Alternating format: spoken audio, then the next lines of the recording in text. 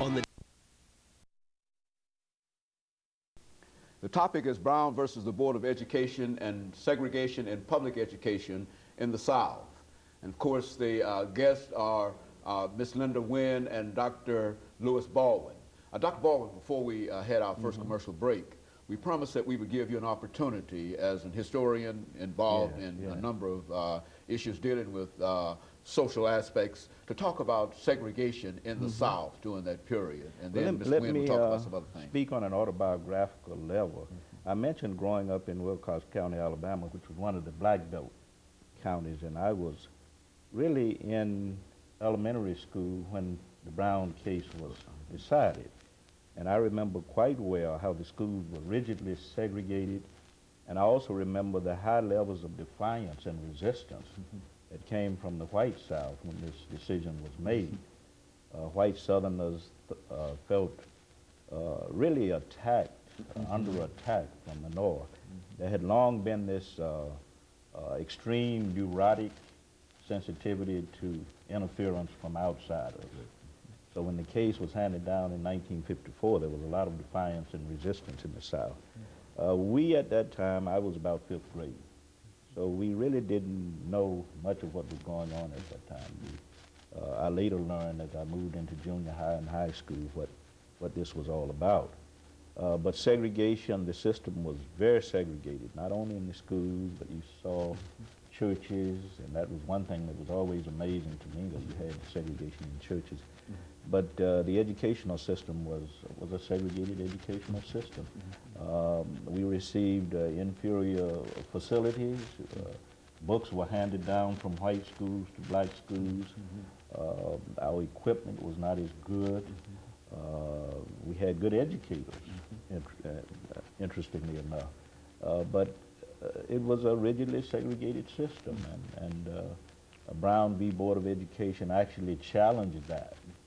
And in response, of course, the black community was quite thankful and quite, it was celebrated in the black community, but you got high levels of defiance and resistance in the white community. You know, Ms. Webb, one of the things that we'd like to talk about, as we indicated, public education in the South, is to sort of examine some of those public educational institutions in the South, African-American educational institutions in the South. Let's have you to do that.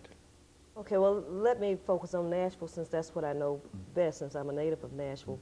Back near the end of the 19th century, African Americans in Nashville challenged the status quo of not being able to attain a high school education.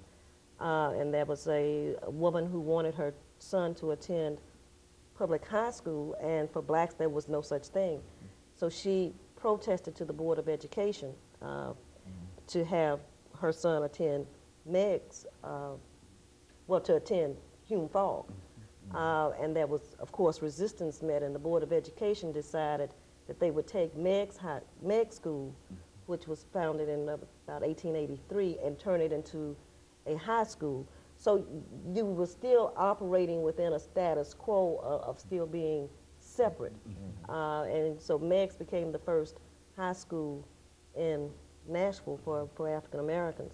Later on, the board decided to close Meg's as a high school and transfer its high school department to Pearl High School, which is a school that most African Americans in Nashville can identify from my generation back. It was the school to attend. And you know, people here in Nashville still hold very close and dear ties to Pearl High School. As a matter of fact, a couple of years back, Martin Luther King, the name was changed back to Martin Luther King at Pearl High School. So you can see the endurance of that school within the psyche of the African American community in Nashville. You know, during the years that I attended Pearl, which was after Brown versus Board, and it was still segregated, I'm not so sure that we really realized that we were receiving an inferior education. Pearl High School had a national reputation. It ranked with Dunbar in Washington. Many of the teachers at Pearl had master's degrees and above.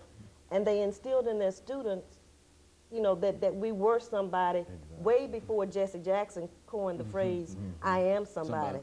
And we were expected to go on and to excel in whatever endeavors we decided to enter. There was never a doubt among, you know, most of the students that I knew that, you know, after high school you were going to college. You know, and when I look at the community in which Pearl was located, you had a elementary school, Head School. So, you know, students there could receive their elementary education at Head. They could receive their high school education at Pearl High School. And right up the street was Fisk University. So you could receive all of your education really within, you know, one area. Again, I'm not so sure that we really realized that we were receiving, quote, an inferior education. As a matter of fact, I often tell my students today that under the segregated system of education, I received a better education than they are receiving under the so-called desegregated system of education. And I think the difference was you had dedicated teachers.